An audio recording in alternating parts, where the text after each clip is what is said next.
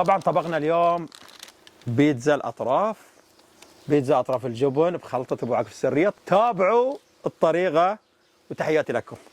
طبعا اليوم بيتزتنا اللي هي بيتزا الأطراف، مقاديرها: عجينة أبو عاكف السهلة، جبن شيدر، وصلصة أبو عاكف المشهورة هذه اللي سويناها في حلقة ماضية اللي هي صلصة البيتزا والباستا، زيتون وطماط وفليفلة، وطبعا جبن موزاريلا.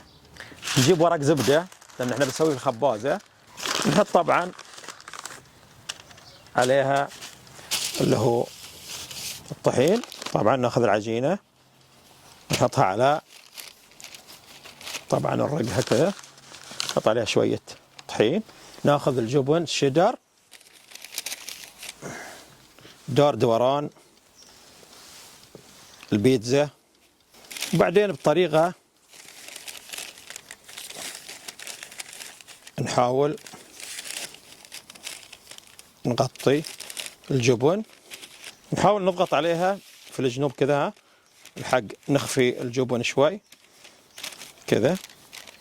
طبعا الآن نستخدم صلصة البيتزا والباستا اللي أبو عاكف، ندهنها كذا. الآن نحط فيها طماط، فليفلة، جبن موزاريلا، ونحط فوقها الزيتون. الآن الزيتون فوقها،